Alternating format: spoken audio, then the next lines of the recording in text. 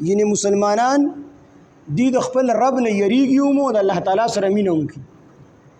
د دې وجه نه حضرت عائشه صدیقه رضی الله عنها د نبی علیه السلام نه تپوس کی چې د دې آیات بارک وقلوبهم وجلة انهم الى ربهم راجعون چې دې زړونه چې کوم دی د الله تعالی د ویرې نه چې کوم دی یریږي زړونو کې ویره وي. نبی عائشه رضی الله عنها د نبی علیه السلام نه تپوس کو چې دا د کافرانو د ګناګارانو په باره کې دی، یعنی سړی زیناکار دی، بدکار دی، غل دی، ډاکو دی، هغه د الله تعالی نه یریږي د آیت هغې باره کې دی. نبی علیه السلام ورته وفرمیل چې نه دا د هغه خلکو باره کې دی چې دوی مونځونه هم کوي، روژې هم نیسي، صدقې هم ورکوي او دوی بیا هم د الله تعالی نه یریږي چې یار زما دا مونځ او روژه حج او زکات دا به الله تعالی قبول کړي که قبول به نه کړي. د دې آیت باره کې عایشه رضی الله عنها د نبی صلی الله علیه وسلم تپوس وکړو چې د الله پیغمبره دا مسلمانانو د زړونو چې یریږي دي چې کوم څیز کوي، کوم عمل کوي او یریږي، نو دا ګناګاران دي، یعنی دي چې بدۍ کوي، غلی وکړله، بدکاري وکړله، ډاکې وکړله، نو بیا یریږي د الله تعالی نه. نو د دې نه دغه خلک مراد دي، ګناګاران ته مراد دي. رسول الله صلی الله علیه وسلم ورته وفرمیل نه د دې نه هغه خلک مراد دي چې دی روژې نیسي، دی صدقې ورکوي، دی زکاتونه ورکوي، دی منځونه کوي، دی جهادونه کوي او د هغې بیا هم په خپلو اعمالو باندې یریږي چې یار زما د عمل به الله تعالی قبول کړي او قبول به نه کړي. او دا هم د ایمان هغه بهترینه او اعلی درجه ده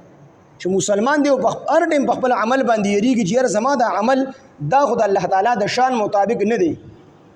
چې الله به راله د دې جزا راکړي او سزا به راله راکړي، الله به بدله راکړي او که نه الله به په دې عمل راټینګ کړي چې د عمل دی ولې غلط کړی دی.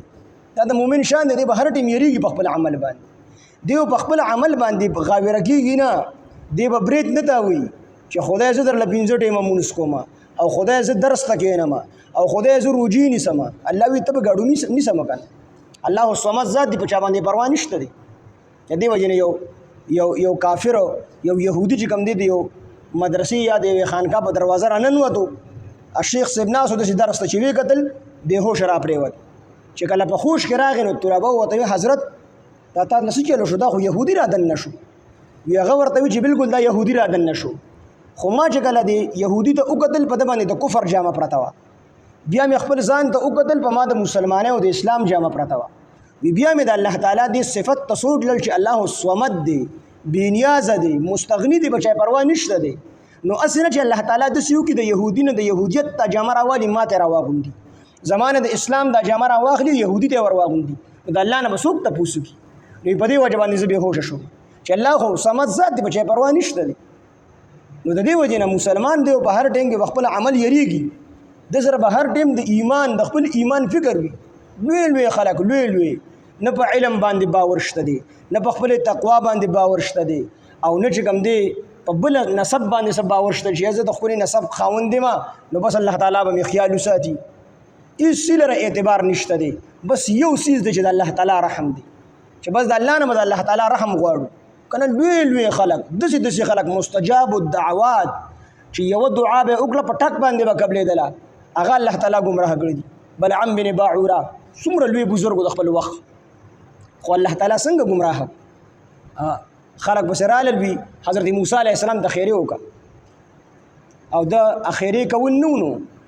ژبه چې کوم دی د سپي په شان دی راووتله او بالکل د خولې نه به یې لاړې څڅېدلې او ژبه یې بار پرته وه او الله تعالی تباه و برباد. اخره خاتمه چې کوم دی هغه په کفر باندې وشو، په ایمان باندې ونشو. په خپل ځان باندې غاوره کېدل نه، په خپل عمل باندې غاوره مونږ بس یو اعمال بس چې دوی لوی خلک هغه الله تعالی ګمراه کړي دي، مونږ به کې خو هر ټیم کې انسان خپل ایمان باندې یره پکار ده. د دې وجه نه صحابه کرام رضوان الله علیهم اجمعین په کې بای صحابه دسیو چې د مرګ په وخت کې په خپل ځان باندې منافقت یره وه چې هر څه چېرته منافق خو نه یم. که نه صحابي څومره لویه درجه ده چې د ټولې دنیا د اولیا راغونډ شي، د ټولې دنیا د اولیا د یو صحابي د خپل دوړې ته نشي رسېد. د دې وجه نه عبدالله ابن مبارک رحمه الله نه چا تپوس ورته وی حضرت عمر بن عبدالعزیز رحمت الله علیه بهتر دی او کو امیر معاویه رضی الله عنه بهتر دی؟ دا سوال دی. عمر بن عبدالعزیز رحمت الله علیه دا صحابي نه دی، تابعی دی، او امیر معاویه رضی الله عنه صحابي دی، خو د امیر معاویه رضی الله عنه په اولاد کې یزید دی. نو د دې وجه نه کس تپوس وکړو چې امیر معاویه زموږ بهتر دی او کنه عمر بن عبدالعزیز رحمت الله علیه وی عبدالله ابن مبارک رحمه الله تو فرمایل ورته وی چې د دې موازنه خدا خو ډیره لوی خبره ده ډیره لري خبره ده یو بل سره د دواړه تلل خو چې امیر معاویه رضی الله عنه د نبی علیه الصلاۃ والسلام سره په کوم جهاد کې تللی دی او د کوم اس ځان سره بولې دی او په هغه اس باندې کومه دوړه لګېدلې ده وی په زرګونو عمر بن عبدالعزیز رحمت الله علیه دغه دوړې ته نشي رسېدی دومره لوی مقام دی د صحابي خو هغه صحابه د مرګ په وخت په خپل ځان باندې منافقت یې نو هر ټیم کې مسلمان لا پګار دی په خپل ځان باندې یریږي او یریږي په کوم سړی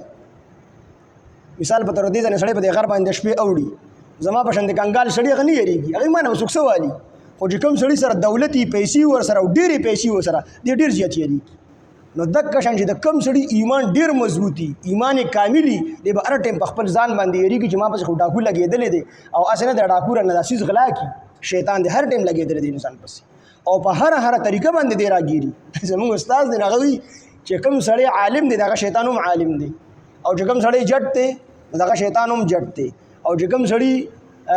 سلور میاشتې لګولې شیطان هم سلور میاشتې لګولې هغه وی عالم د سینه راګيري چې عالم دی ډایرکټ بدکاریو کزینه وکا هغه نو به په خپل سیس کې بدګمانه کوي په خپل سیس کې په تکبر پیدا کوي لوی به پیدا کوي رو دغه زیاده راولي خو به تمام باندې نو شیطان ډیر لوی ظالم دی او هغه زمونږ اساسو دشمن دی زمونږ نیکه هغه چې کوم دی خطا کړی دی حضرت آدم علیه السلام دغه دشمن دی موږ او تاسو ورته سیخو هر ټیم کې د الله تعالی د رحم سوال کول او هر ټیم په خپل ایمان باندې یریدل